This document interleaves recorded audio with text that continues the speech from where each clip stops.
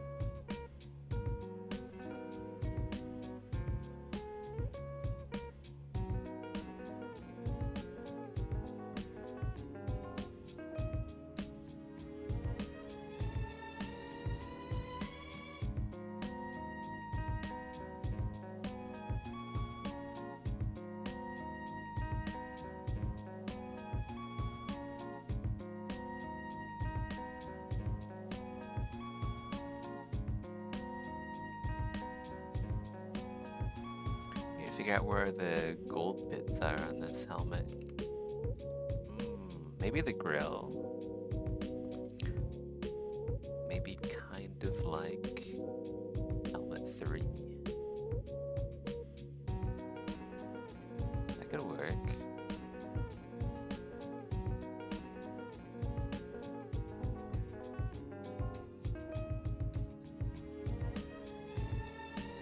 Okay, we'll try that.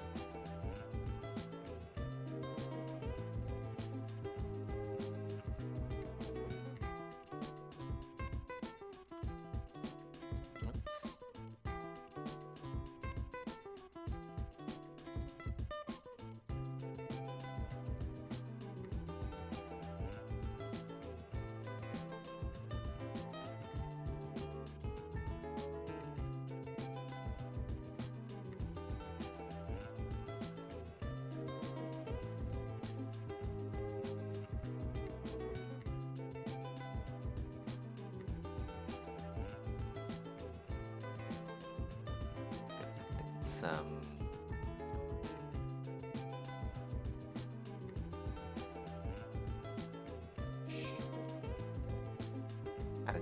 like visor bars.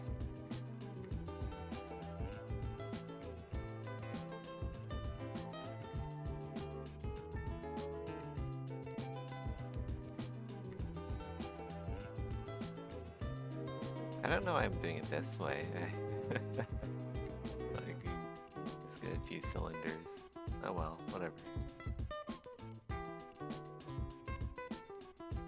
Yeah, why am I doing it this way? What the fuck? I'm just gonna grab the skin, turn this into whatever.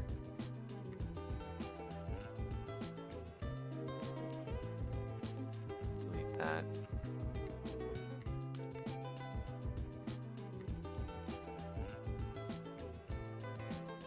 There we go.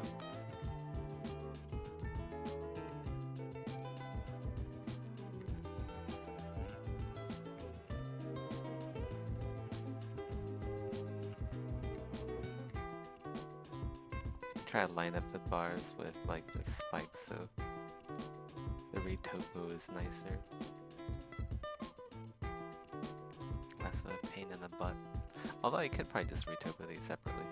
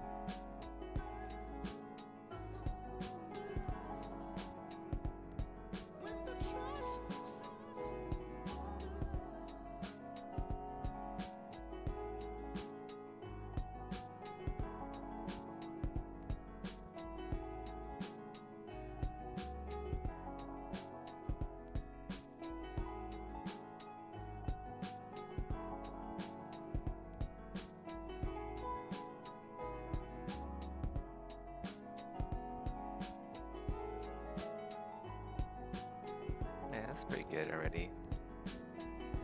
Doesn't need to be crazy. Let's go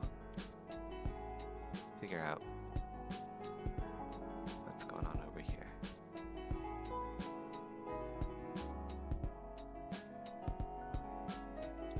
Let's add some voids here. Like that.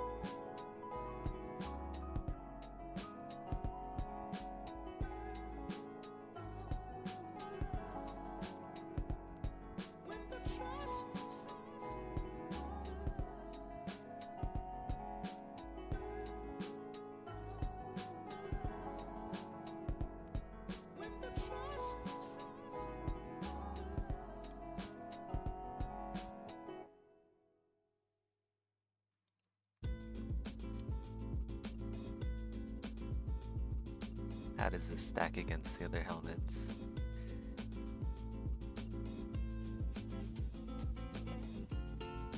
Oh, where'd that helmet go? Oh, helmet one.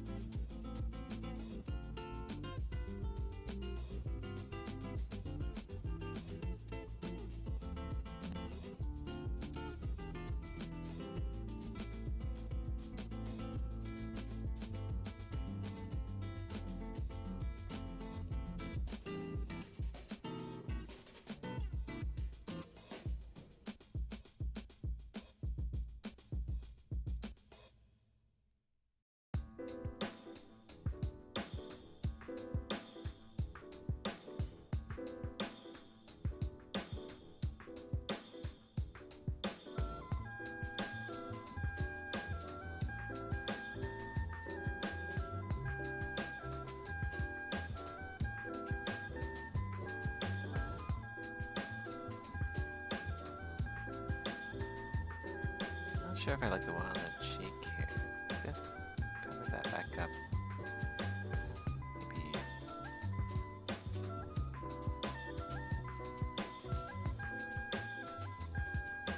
That hole over here.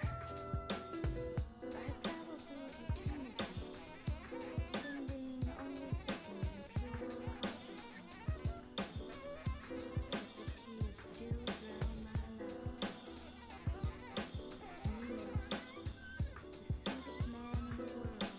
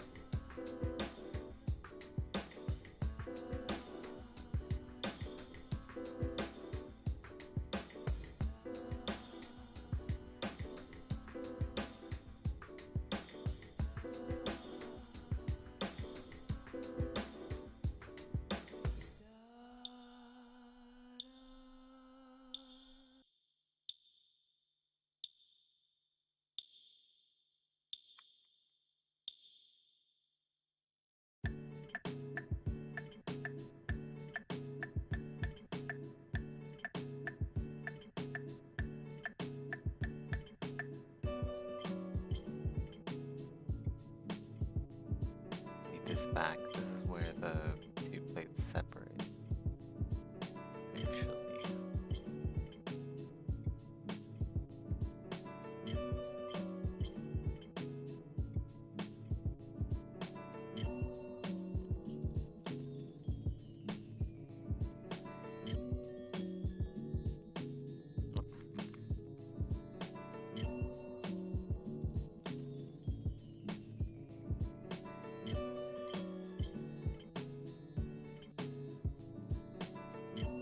Ugh.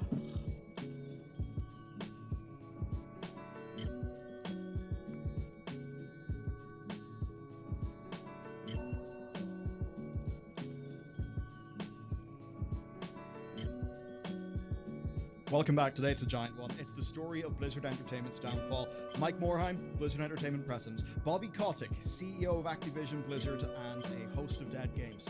A lot of them. 3 dead Netflix series. The sorts of things that people have been begging for years were supposed to happen. And this is all via Jason Schreier's new book, which is called Play Nice, The Rise, Fall and Future of Blizzard Entertainment and the Surrounding Media Tour.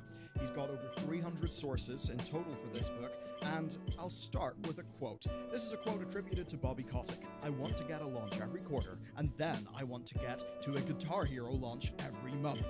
Obviously, that's well in the past, but it gives you an idea of how he thought. Other executives characterize Bobby as a, quote, unreasonable man, and Mike Morhaime, in his departing letter to Bobby Kotick, said, "It has been increasingly hard for me to provide Blizzard leadership and staff confidence that Blizzard has a stable future." And yes, Morhaime's departure is attributed to him just being tired of fighting with Bobby. Now, if you're a fan of the early 2000s Blizzard like me, you'll no doubt remember the $25 Celestial Steed in Warcraft, the real money auction house in Diablo 3, and the strange way that they cancelled Diablo 3 right after they saved it. Well, what's interesting is that was not Bobby Kotick. Those things happened under Mike Morhaime's leadership, because it turns out this is not a pure black and white story. It is complex and therefore fascinating. And so today, sourced on book excerpts, interviews from IGN, Limit Break, MinMax Podcast, and Jason's AMA, you will learn how Blizzard fell. And we're able to put it all together thanks to today's sponsor, who keep Bobby Kotick, the person who most would see to be the villain of this story. And the quote I opened today's episode with, the quarterly releases, the monthly Guitar Heroes, that reflects Kotick. And no, he didn't literally want a new Guitar Hero game every month, it's just he wanted new content, new purchases. He very much was driven to keep every quarter stacked to the big release and lovely, predictable, investable results. That absolutely fits the villainous image of Bobby that we came to understand, but it is also not the full story. Though it is in part, and Jason Schreier summed up Kotick like this on a podcast appearance. So first of all, Bobby Kotick, the way that he operates, some of his executives like to call him like the unreasonable man. It's kind of their job to filter his wild proclamations into like an actual plan. One of those CEOs that might just say bonkers things and then everybody else has to kind of interpret that and filter it down. So with that framing, you can see that he's quite a numbers-driven ideas guy, big strategy, but he doesn't get bogged down in the execution of things. Jason essentially assesses that Kotick understood players', as he puts it, insatiable demand for new content and purchases. It's that Bobby basically thinks you give players all that they can buy, right? You just pump whatever it is full of content, and then when the sales dry up, you kill the franchise and move on to the next one.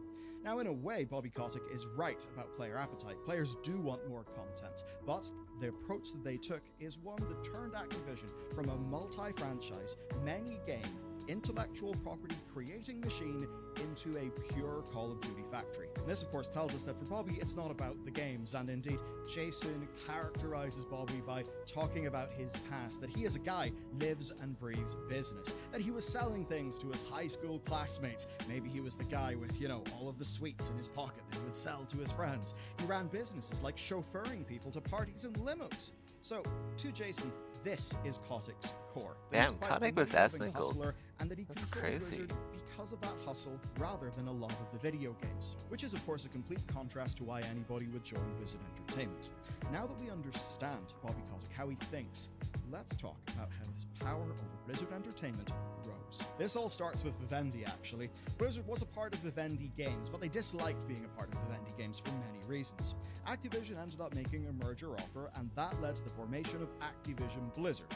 Mike Morhaime would continue to run Blizzard Entertainment, and Bobby Kotick ran the overarching Activision Blizzard entity, but he was hands-off. Now, this deal closed in 2008, the year the Wrath of the Lich King came out, and from then, Jason makes it clear that and that meant that they could not justify full-fat live ops, and because of that, they decided to cancel continued Diablo 3 expansions and work in Diablo 4 instead. Though obviously, when they did that, Path of Exile got to fill the gap that Blizzard left. So that's how things were going up until Path of 2013. Exile. More monetization in Blizzard products, but in a way that was driven and led by Blizzard. It's 2013 that would change everything for Bobby Kotick, though. In 2013, Project Titan collapsed after 7 years and $80 million of spend. That, by the way, is a humongous amount of money for the time. If you scale it up by inflation, it's about $108 million today, but as we're all aware, modern AAA budgets have ballooned far beyond inflation. This was bad, and aside from the rocky launch of Diablo 3, it was probably Blizzard's largest public failure. The thing is, though, it's actually far worse than anybody would believe, because it tied up Blizzard's top talent for years.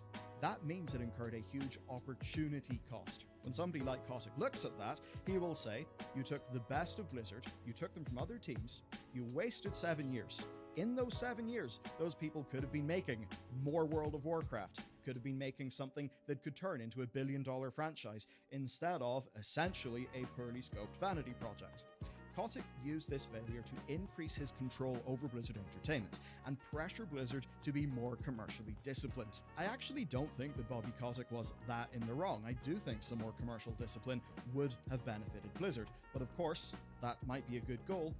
How it's executed is the problem. This then led to a new CFO in 2015. His name is Armin Zezra, and essentially, Ivy League University, worked at McKinsey, now he does publicly traded companies. Previously, he was in the soap industry, right? And when he needed more soap, he simply got another soap factory built. In a way, games were no different to him, leading to an anecdote where he thought they needed more games, more content, so he pushed to open more studios, essentially thinking he could scale up production just like he would in the world of soap. But of course, as much as reports do suggest that Blizzard's developers Soap could have done and well with a games, I touch see. more soap, you just can't treat game development that way. It's That's a like different beast. transferable And so Armin trade was often skills, right? puzzled. Why did Hearthstone not push people to buy more cards? Right? Why Right, not guys? sell maps and heroes for Overwatch? Don't you guys have BlizzCon also soap? didn't make sense to him. It was time consuming, it didn't make a whole lot of money. Why even do it? He's a balance sheet guy. And to be clear, this does not make Armin bad whatsoever. It's just that he has a lack of understanding of games, and a pressure was exerted on Morhaime and on other people within Blizzard Entertainment as Activision Blizzard's influence grew, including the finance department of Blizzard. I've even had a few long conversations with individuals at Blizzard who would speak to the idea of, yeah, finance was just more present at meetings. In one way, it seems like sensible adult supervision, but in another way, it can kill the magic. But what I think will be surprising to most is Bobby Kotick, actually. I'm going to read a quote. Kotick wasn't going to force Blizzard to release games before they were ready, but his message was consistent. Blizzard was letting its players down by not delivering game content more often. To Morhaime and his inner circle, these demands were contradictory. Kotick celebrated when Blizzard produced a new hit, but failed to grasp what it took to create one. So close, yet so far. And all, of course, exerting pressure on Morhaime, with that pressure trickling down the system. Now, to truly understand how this went down, there is one team that we must examine. That team is Team One. They are the original heart of Blizzard, and their story is a sad one. Team One was not always called Team One. It just was Blizzard Entertainment from the early 90s. It was, in fact, only the success of World of Warcraft that led to a split, with World of Warcraft being Team Two. Team One made StarCraft. Team One made Warcraft. StarCraft II development began after Warcraft 3's expansion, and 2010's Wings of Liberty released, and did just fine. Per Jason Schreier, it missed expectations, as did all of its expansions. Blizzard's other wins essentially left the RTS game looking small. The likes of Hearthstone are called up. Essentially, Hearthstone way more profitable. You also may remember the claim from Pirate Software about the $25 Celestial Steed being more profitable than StarCraft 2. Jason goes as far as saying that, while not necessarily completely true, depending on the reporting period, actually that could be right. Again, numbers are all a bit funky, but I think we can both understand. If you essentially flip a horse for $25 that takes barely any time to make, and you compare the profitability within a 6-month period, obviously that horse is going to be way more profitable than StarCraft 2. Team 1 then were in a state of fear. Fear for the genre that they loved, the genre that they built Blizzard Entertainment with. And so they tried to salvage the situation. They knew that Warcraft 3 was part kept alive by modding, so they demoed mapmaker projects at BlizzCon, even a Blizzard MOBA, which eventually would become a separate game called Heroes of the Storm, releasing in 2015. But like StarCraft 2, it simply could not compete with the numbers put out by other Blizzard projects. Under StarCraft 2 production director Tim Morton, they fought to save the RTS. They tried so many things. StarCraft 2 had a switch over to free-to-play. That actually worked, and they found that the co-op Commanders mode added in Legacy of the Void truly did produce player numbers. They then hoped that mission packs like Nova Ghost Ops would keep StarCraft 2 alive, actually allowing them to sell players content. But that hit the same old problem. The numbers were just too small. A flurry of pitches and prototypes would follow. There was a 4X StarCraft. Warcraft 4 was of course thought about, and even, showing desperation, a pitch for a Call of Duty real-time strategy game. Nothing got far, except for what we did see, Warcraft 3 Reforged. It was not meant to be the abomination that we got. They would redo missions, redo cutscenes, change dialogue, make it fit the modern Warcraft, and overall be an experience with modern mission designs and essentially a lot more production value. They hoped that off the back of that, they could secure Warcraft 4, but we of course know how that went. 2020 saw Tim Morton and some of Team 1 leave. They formed Frost Giant, whose StarCraft spiritual successor Stormgate is promising if its current struggles do not kill it. For them, it must be soul-crushing. Since seeing the writing on the wall with 2015's Legacy of the Void, they have essentially spent a decade trying to save their brand of RTS. But with their departure and the sunsetting of StarCraft 2's ongoing support, Team 1 essentially died. It wasn't necessarily killed harshly, it just died under sheer executive disinterest. And what's wild about this to me is that Mike Morhaime is known to be a massive StarCraft fan. So even him having a soft spot for it ultimately could not overcome the opportunity cost compared to other things they could be doing. That's the story of Team 1's demise. We learn a lot from it, and with that in mind, let's take a walk through Blizzard's graveyard. That's Warcraft actually franchise interesting. is quite the graveyard. Way back before World of Warcraft, there was No We'll Man, listen to a it. turn-based post-apocalyptic game, and Warcraft Adventures Lord of the Clans that was eventually reworked into a fantastic book that formed the core of Orcish lore. But This is more why we don't have a painful are the StarCraft recent modern MMO. projects. That sucks. 2013 to 2015's Avalon aimed to mesh Warcraft Oh well, I guess I'll just and have to make it. Minecraft. Your eyes may roll at that, but wait. Look at the hype that Hytale sparked, or the traction that Cube World achieved by being Minecraft-like with RPG elements. I'm not saying it would have been a surefire win, but it could have caught on. Then there's Orbit. Orbit is simply a failed Warcraft Pokemon Go. Another Warcraft game existed that was in the same vein as Helldivers 1, so top-down, twin-stick shooter. That, of course, died, as did a full, mobile, standalone MMORPG set in the Warcraft universe. It was actually a Diablo Immortal-like co-development with NetEase, and it died alongside the end of the old NetEase deal, costing the jobs of over 100 people at NetEase and wasting 3 years of development. But perhaps more painfully, there's Project Andromeda. This was a God of War-inspired title with Thrall as the main character. That makes almost perfect sense, and it would almost pain me to say that it died. But there's a reason why I say almost and why I am glad this game was actually cancelled. It died because Alex Afrasiabi, who was the creative director in World of Warcraft, was heavily involved in the project, and with his dismissal from Blizzard, this project died. Now, he was dismissed because of his continual track record of behavior that even had him named in the California case against Blizzard. Putting the pieces together, and from Nice. everything that I understand, having extensively covered World of Warcraft for a decade, let's just say I don't think this game would have thrived under his creative direction. World of Warcraft, of course, deeply suffered under his creative direction as well. As an example, how things changed from Legion to Battle for Azeroth, how Sylvanas' character arc was changed, ran into the ground, how he was involved in retcons, and a direction that severely damaged the setting. So that's the Warcraft graveyard. Moving Yeah, over to Sylvanas Diablo, used to be really following cool. Blizzard's call to end Diablo 3, its Yeah, she's sequel not. took a bizarre form. It was an over-the-shoulder, third-person action game inspired by the Arkham games, and it did have permadeath. Now that project died, leading of course to the D4 we have today. Beyond that, there are then 2 StarCraft shooters that existed, of course, outside of the core StarCraft development team. There is the announced, demoed, and later cancelled Project Ghost, and then a later Battlefield-inspired game. What I've heard from people that I've talked to is the Battlefield-like game was shaping up to be really impressive, but it died at the altar of Overwatch 2 needing more people. Okay, this next bit will certainly sting for longtime fans. Netflix series on Diablo, StarCraft, and Overwatch were all in development. And of course, take a look at Netflix's shit. output more broadly. You have Arcane, Castlevania, That does Cyberpunk Edge suck. Runners. They have Oh, done man. damn good game projects. This could have happened with Blizzard. It Rip. all died for one reason. It's not even about production, it's about corporate intrigue. Netflix poached Activision Blizzard King's CFO. Activision Blizzard King then sued Netflix. Corporate was essentially furious, and that led to the relationship breaking down.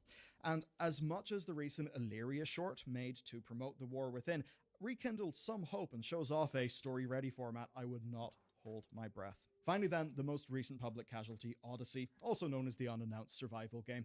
Jason Schreier describes a foundational tension within the team. Some people just wanted to make a reasonably scoped survival game that could beat the competition, launch into early access, and grow from there. Others, though, disagreed. They said that no, they're Blizzard. Blizzard means epic, multi-million, not just another Valheim. That meant the project went nowhere fast. It, along with Overwatch 2 PvE, were rapidly killed by Xbox this very year. And with that, hundreds of years of man-hours, hundreds of years of people's professional development were gone. Now we're told that Odyssey's lead, who I believe's last public project was World of Warcraft Legion, is working on a third StarCraft shooter project, and Xbox have also put StarCraft on Game Pass, which to me... Man, rekindles imagine a if I bit of joined hope. Blizzard. A question though remains. That would Whose have fault sucked. and why? Jason's interviews, excerpts, and AMA make one thing abundantly clear. Blizzard's failures are That would have been multifactorial. the Take the bad example of timeline. Blitzchung, the Hearthstone pro player from Hong Kong who used the 2019 tournament to support anti-CCP protesters in his home city. Within a day, he was banned for a year, he lost his prize money, and he was of course banned from the tournament. Now, most people on the outside thought that this came from the top of ABK, or perhaps pressure from their regional partners, especially because lots of Blizzard's own staff, including Jeff Kaplan, disagreed with the decision in public. Jason reveals, though, perhaps surprisingly, that Bobby's hands are clean. He had nothing to do with this call. Jason reports that one Blizzard executive made the call on Blitzchung. And to quote Jason, "It was entirely Blizzard feeling like he, as in Blitzchung, had hijacked their platform for a political message." And so that's why that happened. A bird's eye view of the situation emerges through all this reporting. It's less one of Kotick exclusively micromanaging and ruining things. It's more one of him wanting more product, wanting better profit, while exerting pressure and increasing the Activision Blizzard influence over Blizzard Entertainment, as seen, of course, with that CFO and with the finance department's ever-increasing control. There is no project that demonstrates this better than Overwatch. Overwatch's success was grasping victory from the jaws of defeat to the point where it earned Mike Morhaime a standing ovation from Bobby Kotick and the Activision Blizzard King board. Yeah, they were actually impressed. They were amazed. Nobody expected Titan to be salvaged. Titan was salvaged. It turned into a billion-dollar franchise, essentially becoming the next big pillar, a franchise that can stand alongside Call of Duty and World of Warcraft. But as we know, all would go down. Still from nothing there, compared to but maybe Diablo and not exactly StarCraft as you in would its expect. golden age. Here's a quote from Jason. "They had to simultaneously, one, keep making new stuff for Overwatch 1, which almost accidentally turned into a live service game. 2, work on Overwatch 2, which was Jeff Kaplan's baby and would have brought more players into the universe via PvE. And 3, help out with the ever-growing Overwatch League." We know Bobby absolutely loved the league, so that he could do high-level networking with very high net worth individuals and sell team franchise spots for, say, $20 million. In hindsight, we obviously know that was deeply irresponsible, but the point with Bobby is, he is actually a man who knows to bet on a winner. And that's the thing. If Bobby thinks that he can make more money with something, he absolutely will support it, almost unconditionally. And this is where it's interesting. Bobby Kotick is said to have offered Blizzard funding, enough money, to open a second development team for Overwatch while also staffing up the original team. Essentially, Bobby wanted to give them the resources they would need to fully exploit the Overwatch IP. But Jeff Kaplan and Chaco Sonny resisted. They felt that the expansion would do damage to Overwatch 1 and Overwatch 2. Now, of course, from the perspective of Kotick, Call of Duty would never be what it is if Infinity Ward were the only Call of Duty studio. Bobby's basic logic is actually sound. And across the internet, I've been seeing people reevaluate Kaplan, essentially blame Kaplan for saying no to the money, for sabotaging Overwatch overall because of his personal dream. But I think that's too black and white. Call of Duty is made at tremendous human cost, varying quality, and masses of cut content. Kaplan and co will have seen all of that damage with Call of Duty, and also will know the damage done to Warcraft during the early 2010s, where they did a team swell, all aimed to deliver yearly expansions. That, of course, blew up in their face. We can then pair all of this with Aaron Keller's blog. Per it, the true ambition of the Blizzard team was crawl, walk, run. Overwatch 2 would bring in PvE, but then Overwatch 3, that will represent the vision of Project Titan and bring the MMO that they actually wanted to make. And so if it is the case that Overwatch 2 was Kaplan's baby and Kaplan wanted to get back to Titan, I think we all understand how more money from Bobby could in one way be helpful, but could also derail that and turn it into a more short-term cash extraction strategy. For the players, I think that Kaplan and Sonny made the wrong call, but I think they did so understandably. As Biggie said, mo money, mo problems. Everyone in the room will know that Bobby's money is tied to Bobby's ambition, and that will bring Bobby's attention, which they felt could damage the project. No situation is simple. Jason's work makes that abundantly clear, and even without Activision's pressure, Blizzard had deep problems, culture problems, executives feuding with each other, along with all the reports of shouting matches between people. I'm going to go and cover that in depth very shortly, but what's funny to me though is the 6 degrees of separation rule.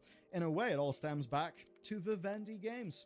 And part of why Ubisoft is in such a odd place right now is an agreement between the founding Guillemot family, led by CEO Yves Guillemot, and Tencent, all to shore up Guillemot control over the company in order to defeat Vivendi's hostile takeover attempt of Ubisoft. It's a wild story, and if you want to learn about it, check this video out next.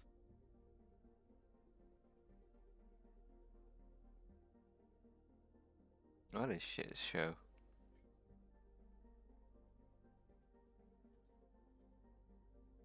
Gamers, today we will discuss Ubisoft. This week, Ubisoft announced that one of its biggest releases of the year, Star Wars Outlaws, underperformed, prompting them to delay Assassin's Creed Shadows into next year. The CEO also announced a company-wide investigation into the state of affairs at a time when the stock price is 10 euros a share, down from over 100 euros a share back in 2018. How did Ubisoft get here? How did this happen? Well, I think it's helpful to work backwards. Ubisoft's most recent release, Star Wars Outlaws, has reviewed and sold poorly, with Ubisoft CEO Yves Guillemot publicly lamenting the sales figures, calling them, quote, softer than expected, end quote. We'll come back to that. Their last major release before that was the free-to-play X-Defiant, and while we don't have any definitive player counts or revenue data, Guillemot said in a separate investor call that the game was also, quote, behind expectations, end quote. The biggest release before that was Skull and Bones. That was a game in various forms of ideation and development for over 11 years, delayed and rebooted multiple times during its rocky development, and when it finally arrived, it was an objectively worse version of a game that Ubisoft had released 11 years prior, that being Assassin's Creed Black Flag. Still the GOAT, by the way. Speaking of long development timelines, Beyond Good and Evil 2 recently overtook Duke Nukem Forever as the game with the longest development timeline prior to release. Duke Nukem Forever was in development for 15 years, Beyond Good and Evil 2 has shot past that and shows absolutely no signs of releasing anytime soon. Somewhat inexplicably, the project has not yet been cancelled. You know what was cancelled earlier this year though? The Division Heartland. That was likely a free-to-play survival extraction game that was basically a riff on the survival game mode that debuted in the Division 1, a game mode that was doing both Battle Royale and Extraction before PUBG and Tarkov were doing it. Heartland had been in development for around 5 years when it was cancelled, no explanation was given as to why the title was canned. Still, that wasn't as rough as the cancellation of Ghost Recon Frontline, a battle royale game cancelled in 2022. That game was finished, like properly finished, ready to go out the door, but the feedback that Ubisoft got from testing was so universally negative that they thought it better to cancel the project 6 feet from the finish line rather than see how it fared in the market. Avatar: Frontiers of Pandora launched in December of last year, much after the excitement for the Way of Water movie had faded. The game was decent, but Ubisoft have not publicly declared any sales data for it, indicating that it likely hasn't done the sort of James Cameron numbers that Ubisoft's executives were no doubt hoping for. Remember Rainbow Six Extraction, released back in 2022? Nope, you don't. A genuine opportunity to make a compelling PvE game that would leverage all of the incredible work that's gone into Rainbow Six Siege, harkening back to the glory days of the franchise when it was a single-player or co-op PvE game. Instead, what we got was essentially a glorified seasonal event that for some reason had its own skew. Far Cry 6 released in 2021, and look, I love me some Far Cry. I love it more than most. But even I was like, come on guys, are we really doing this again? Far Cry has essentially been the same game since Far Cry 3, released back in 2012. And while I quite liked 4 and 5 for their settings and narratives, that formula was in desperate need of renovation by the time Giancarlo Esposito rocked up, and not even he could distract us from the fact that everything we were doing on his little island paradise felt all too familiar. Immortal Phoenix Rising, great game. The sequel was going to focus on Polynesian deities, love that. Too bad it got cancelled so that Ubisoft could focus on making more Assassin's Creed games. There are, after all, around 5 to 10 AC games currently in development, depending on which leaks turn out to be true.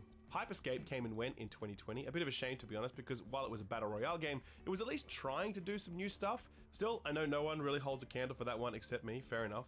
The Division 2 launched to rave reviews and mammoth commercial success in 2019, but Ubisoft had absolutely no plan for how to support that game over the medium to long term. As such, the game essentially died until someone at Ubisoft HQ was like, remember when that was like the most successful new IP launch in history? There's probably some money to be made there. At which point the studio had to basically relearn how to make content for that game, since many of the people who worked on it previously were now allocated to Avatar or Star Wars Outlaws. We all remember Ghost Recon Breakpoint's disastrous launch back in 2019, so I don't need to recount that, but do recall that Breakpoint was the first game to feature support for Ubisoft's very exciting Quartz initiative. That's right, NFTs in your video games, people. Remember when all the CEOs were promising you that that was the future of video games? Ubi were one of the first out the gate in this category. A company that is famous for chasing trends had a first mover advantage on what was inarguably one of the biggest scams ever foisted on the video games industry. That was occurring at around the same time that Ubisoft's culture of sexual harassment and cronyism was being exposed, with dozens and dozens of stories from people about the deeply ingrained systemic cultural issues threatening the safety, career progression, and mental health of people in Sexy basically every violence. Ubisoft studio. Gotta regardless love of it. location. To this day, very few senior leaders were held accountable, and most notably, Yves Guillemot is still in his job, denying any knowledge of the cultural issues or specific events that were alleged to have occurred, despite there being evidence to the contrary. Now, I don't want to paint a picture that Ubisoft has had no success at all during this period, because they certainly have. The new AC trilogy has been wildly successful. Games like Prince of Persia: The Lost Crown, Riders Republic, and Mario Rabbids have felt like revivifying breaths of fresh air, and the live service mainstays like The Crew, For Honor, and Rainbow Six Siege have all found devoted audiences. But while these successes are notable, they do not change the fact that this past decade has been disastrous for Ubisoft's brand. Ask people what they think of when they hear the name Ubisoft, and they'll say things like rehash, filler, buggy, bloated, the fucking collector's edition Matrix bullshit. No one associates this brand with innovation or a high quality bar. Ubisoft's games are famous for coming in underbaked and over monetized. That isn't true all the time, but it's true often enough for the games when it matters enough for people to get this idea in their heads. That is a fact. We do not used to talk about Ubisoft in this way, but over the course of this past decade, and in particular over the course of this current console generation, that is where things have firmly landed. Be it in greenlighting or managing projects, assuring quality, protecting employees, or safeguarding the brand, this company has not been well led. But don't worry about any of this, guys, because Ubisoft's executive committee, led by CEO Yves Guillemot, are now on the case. This week they announced that they, the very people who have been leading the company through all of this stuff, are conducting a thorough investigation into what's gone wrong, and they're going to get to the bottom of it. It's literally the "I think you should leave hot dog" meme in press release form. In a note acknowledging the poor commercial performance of Star Wars Outlaws, Yves Guillemot said this, quote, "In the light of recent challenges, we acknowledge the need for greater efficiency while delighting players. As a result, beyond the first important short-term actions undertaken, the Executive Committee, under the supervision of the Board of Directors, is launching a review aimed at further improving our execution, notably in this player-centric approach, and accelerating our strategic path towards a higher performing model to the benefit of our stakeholders and shareholders," end quote. They're Did you gonna notice who want Yves devs said to would benefit use more most from this AI. rigorous investigation? Stakeholders and shareholders. Use we are more neither of those AI, things, by the way. We are fools. Ubisoft's customers, so I think it's at least a little bit telling that we're left out of that list of beneficiaries. To their credit, Ubisoft's executives have taken some positive steps here. Citing the poor performance of Star Wars Outlaws, they are delaying Assassin's Creed Shadows. It will now launch February 14th next year. That is to provide additional polish to the game, which, rumour has it, is welcome news, since apparently the game is in pretty rough shape and would have launched poorly had it gone out on November 15th. Secondly, Ubisoft are I don't know abandoning how the AI will help. early Just thing that they've use been it. doing for the last few years now. Now everyone It'll will play it just at the same work. time. It's a small gesture, but it's nice. Thirdly, the game will launch on Steam on day one. Hallelujah! Absolutely no one has ever wanted to boot up the Ubisoft launcher for anything, and it's nice to know that from now on we won't have to. They also announced that plenty of improvements were on the way to Star Wars Outlaws, and that it too will launch on Steam on November 21st. I do expect some pretty steep Black Friday discounts for that one. So those are all good steps, but they don't change the fact that Ubisoft's current challenges are deep and cultural and systemic.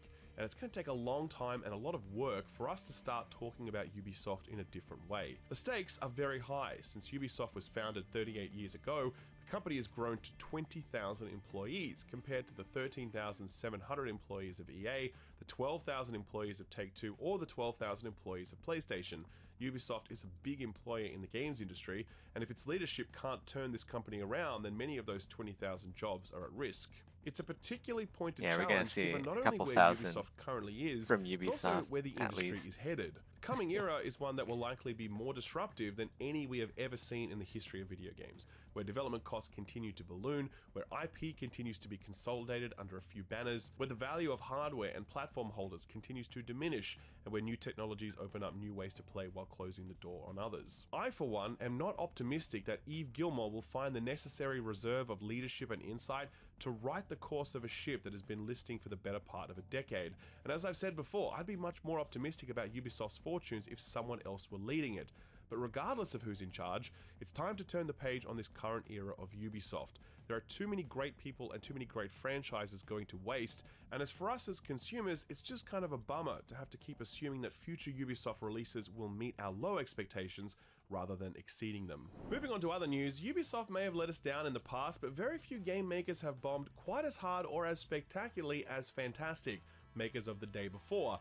That game was hyped to high heaven thanks to a bunch of totally fake trailers, That and of course when the game day arrived, before. it was so far from what was promised that the publisher yanked it from sale and offered everyone who bought it a refund. it was that scam Fantastic game. promptly announced that they were closing their doors, with one of their final sign-off tweets being, "Shit happens."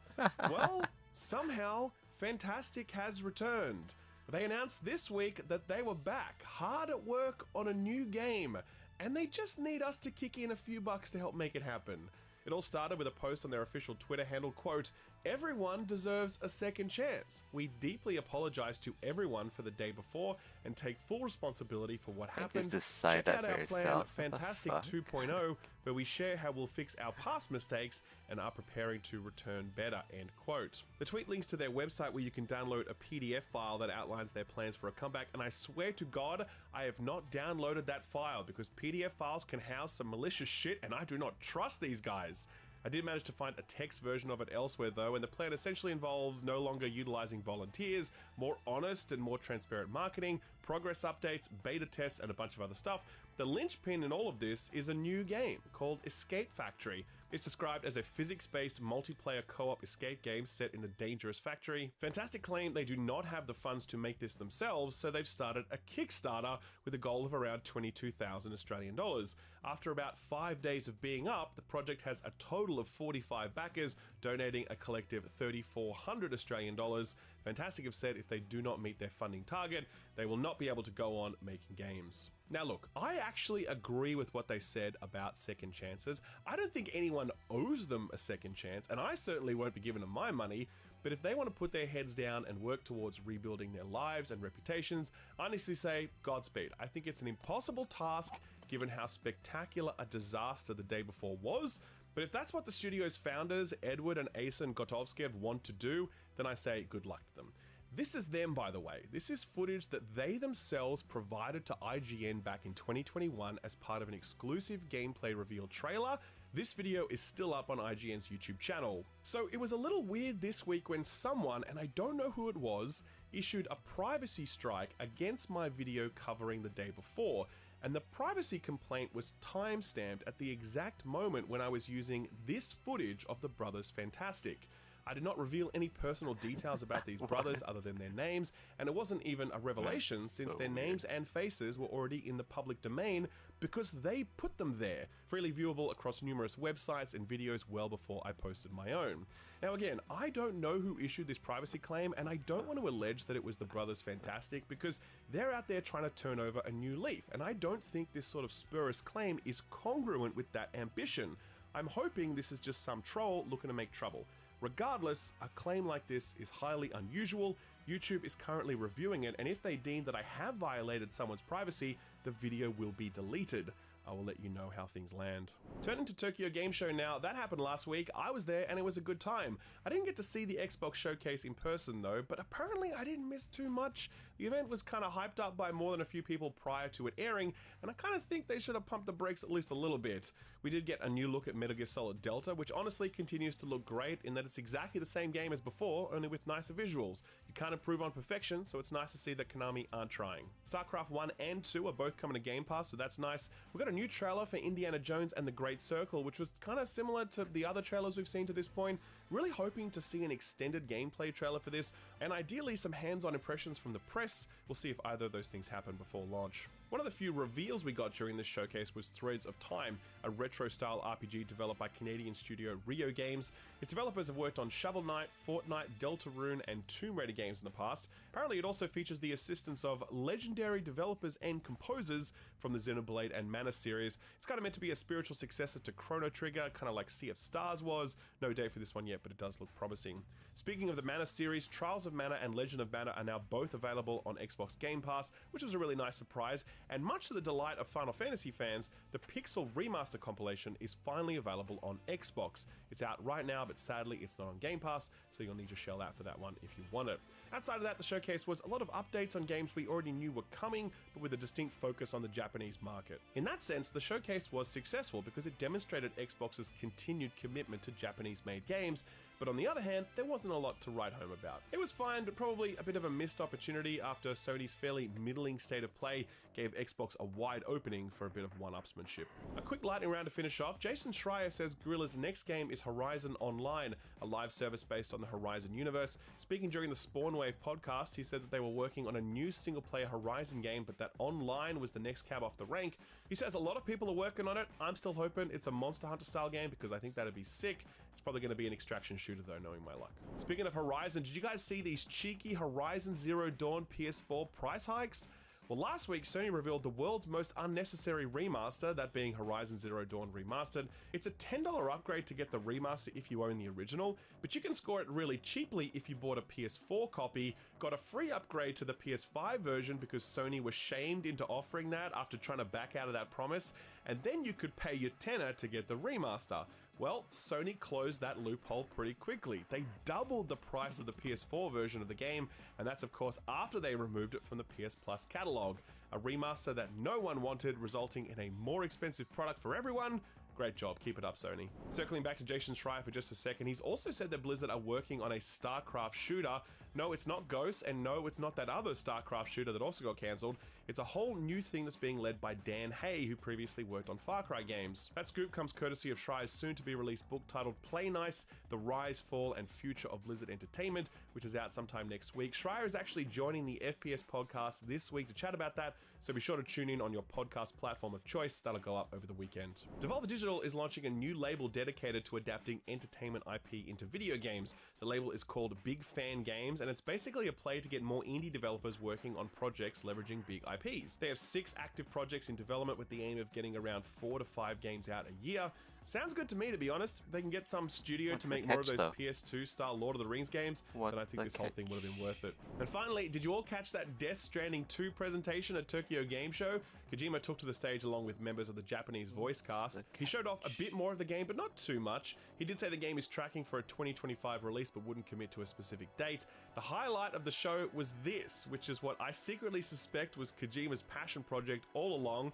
This is Death Stranding 2's photo mode that lets you take pictures of the Hollywood starlets that Kojima-san has scanned into a digital existence. They will pose, they will dance, they will flirt with the camera, and even flirt with you if you have imagination enough. I wager Kojima certainly does. So what got announced or delayed this week? Well, first up, we got Zuck 2.0 back on stage to show off the latest phase of his makeover and his new fit. Not gonna lie, he's looking pretty good. That wasn't all though. He also announced the Meta Quest 3S. Now this isn't exactly a new Quest or even a slight upgrade. It's a less powerful but more affordable headset, which suggests that the pain points of VR aren't just the technical capabilities, but also actually getting people to cross that threshold to buy one and put it on. The 3S is bigger, it has no depth sensors, has a narrower field of view, a lower display resolution, worse sensors for worse clarity, but it's pretty aggressively priced at $300 for the 128GB model, and it comes packed with Batman Arkham Shadow, which I've played, and it's actually pretty damn good. The rest of the Quest models are being phased out completely in favor of this one, all except for the top-end Quest 3 model with 512GB of storage, which remains at $500 for anyone who wants to get really serious. My hot take? I just can't really see how this SKU makes sense. The Quest 3 wasn't cheap, but if you ask me, it's extraordinary value given how much it can do. This downgraded model makes some big trade-offs, and I think most people who are buying VR headsets are informed consumers who will look at these trade-offs and say, no thanks. I think the future of VR uptake lies in better tech that solves problems, rather than cheaper tech that makes those problems worse, but that's just me. Sticking with VR for just another second, one of the most notable game announcements from Meta was that Square Enix's Triangle Strategy is coming to Meta Quest. This one was from the Bravely Default and Octopath Traveler team, and it was a really good turn-based tactics RPG that looks like it would translate well to VR. It was doing the whole 3D, 2D hybrid art style to begin with, and now that translates to a 3D battlefield you can loom over to command your 2D soldiers. No date for this one yet, but I'm going to guess it's sometime next year. A handful of announcements out of Tokyo Game Show last week, which are pretty niche, but Ed is making me talk about them anyway. Beloved RPG studio Level 5 held a mini showcase to show off a bunch of their upcoming games, but unfortunately many of them came with news of delays. The closest one to releasing is Professor Layton and the New World of Steam, which will come to Switch sometime in 2025, and given how many Nintendo DS consoles that series helped ship, you can probably bet good money that Nintendo are making sure this one hits at a good time to move the next Switch console. Similar thing with Fantasy Life: The Girl Who Steals Time, which is an RPG life simulation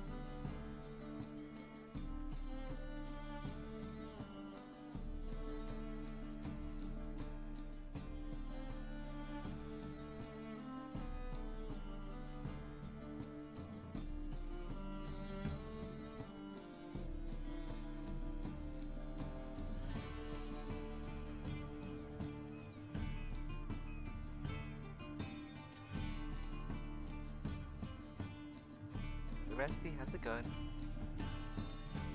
I was actually about to go to sleep.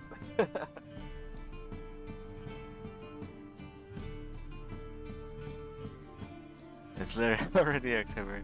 You're a bit late with this back to school thing. Hey, who brings like a cushion, a roll up cushion to school? That's crazy. No one does that. And this bag isn't nearly big enough for the 20 textbooks you have to haul around. This is some like K-pop star girly backpack. It's not like a heavy duty working man's backpack that you need for college.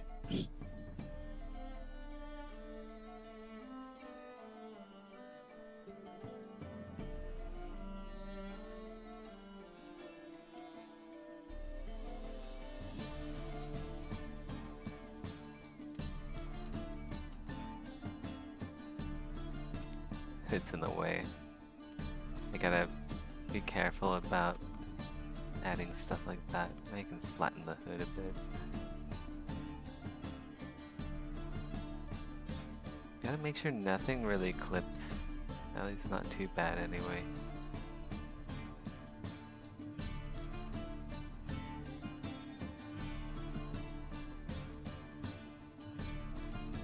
Something like that. There we go. Let's hood down. With hood up, I expect this guy to look a bit like a loot goblin.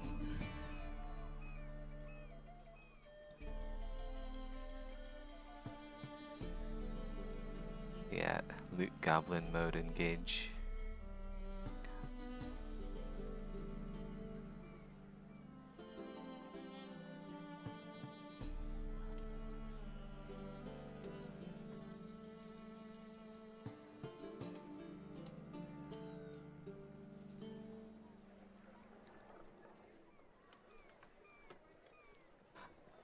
Okay, well, I'm gonna go to I almost said school. I'm gonna go to sleep. I'll be back on tomorrow. It's the weekend, so I'll stream a shit ton over the weekend. Yeah, take care. Got backpacks now. That's gonna be a thing.